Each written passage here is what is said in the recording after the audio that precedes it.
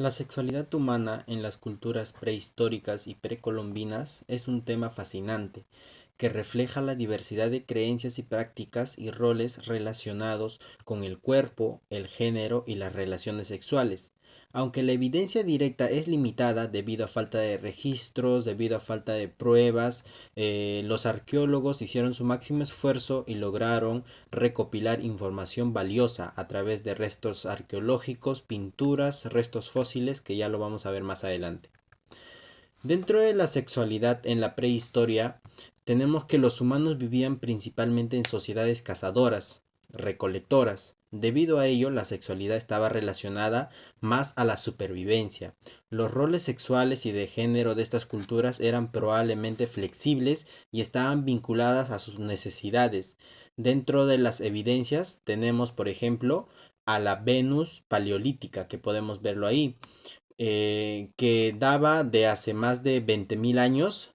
Mm, Esto nos da interpretaciones como símbolo de la fertilidad o maternidad.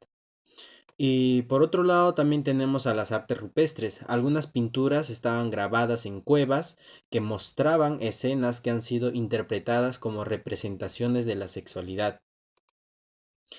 Y hablando un poco acerca de la sexualidad en las culturas precolombinas, podemos decir que que en estas culturas la sexualidad tenía una importancia profunda y en muchos casos estaba vinculada a la religión, la cosmología y las estructuras sociales. Algunas de las culturas son las siguientes.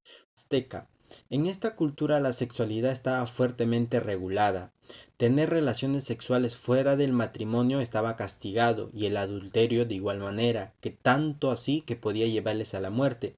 Sin embargo, la fertilidad era sagrada y existen deidades como Xochiquetzal, que es la diosa del amor y la belleza de la fertilidad en la cultura azteca. Y también tenemos a los mayas, que consideraban la sexualidad como un aspecto natural y necesario de la vida. Podría haber tenido significados rituales o cosmológicos. Y también tenemos a los incas. En este imperio, la sexualidad también estaba estrechamente vinculada a la fertilidad y la continuidad de las comunidades.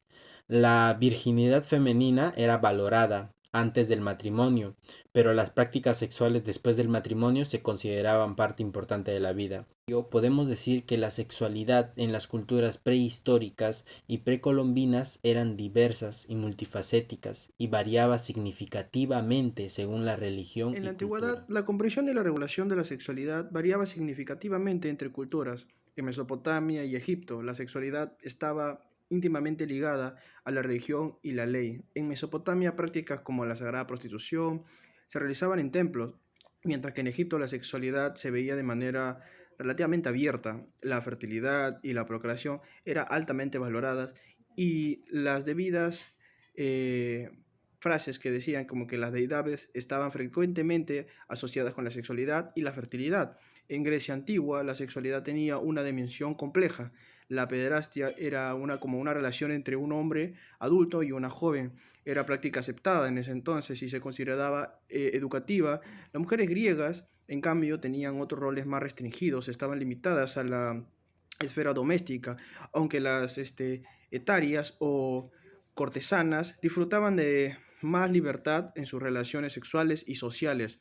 En Roma, la sexualidad era vista de manera pragmática, a menudo separada de la moralidad pública. Las mujeres, especialmente en las clases altas, podían tener una mayor influencia entre la vida pública, pero las relaciones con esclavos eran comunes y socialmente aceptadas. La sexualidad en Roma era una parte de la vida diaria y abordada con un enfoque pragmático. Y por último, en la India la sexualidad estaba profundamente integrada en la vida religiosa y cultura. Textos como el Kama Sutra exploraban el placer sexual y las relaciones interpersonales dentro de un contexto equilibrio y armónico, reflejando esta cierta visión integral de la sexualidad como parte del bienestar y la general vida espiritual. ¿Cómo fue la sexualidad o cómo es en el Oriente?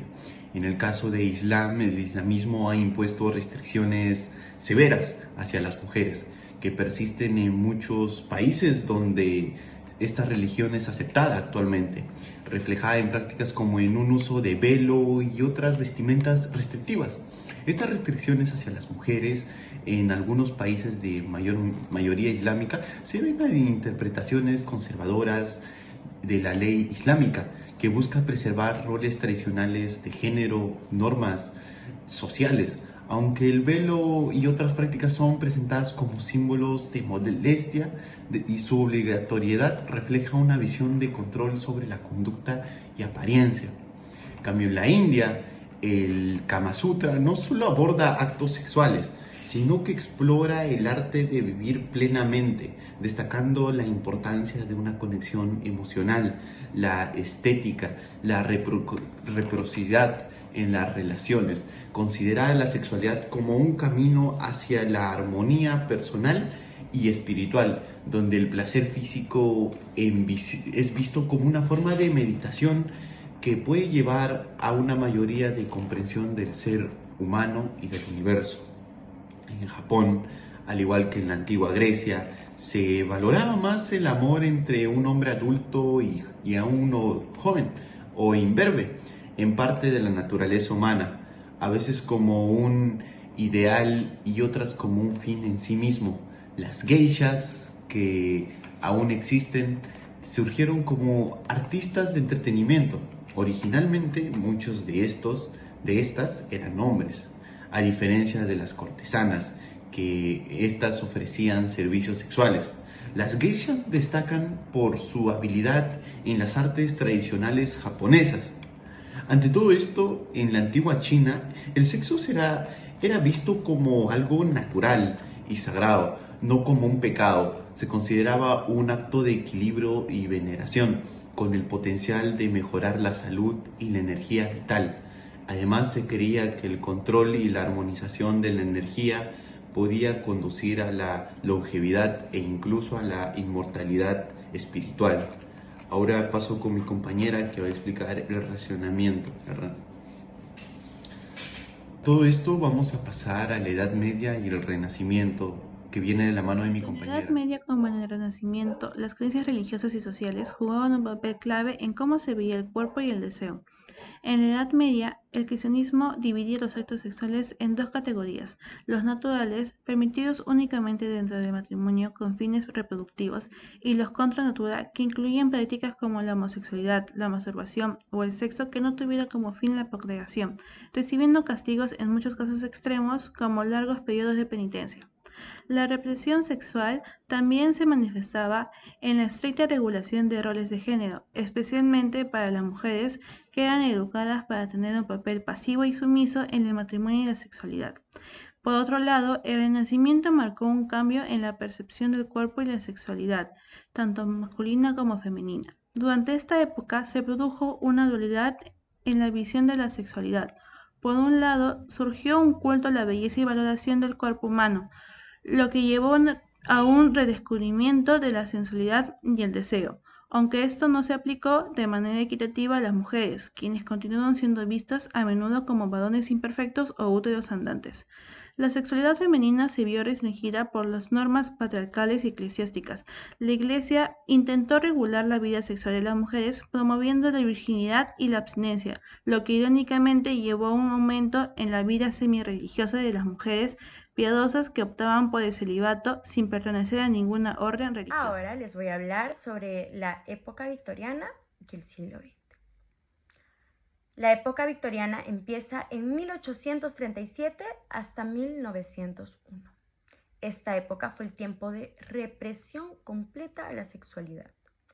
Las mujeres eran un signo de pureza y moralidad completa. Ellas eran encargadas solo del hogar y la maternidad. Hablar del sexo no solo era un tabú, además era mal visto ante la sociedad. Lo más irónico de todo esto es que así como la pureza y la moralidad eran un acto tan importante, empezó a crecer la prostitución enormemente. Pasamos al siglo XX, que fue la completa revolución. En 1960 empieza esto, con Freud, uno de los científicos que apoyaba completamente la sexualidad psíquica, que era tan importante en todas las personas. haciendo que también movimientos feministas y hasta la comunidad LGBT empezaran con esta revolución. Tiempos en los que hablaban sobre que el sexo no era solamente en el matrimonio, sino que también se podía dar fuera de él, teniendo más libertad sexual.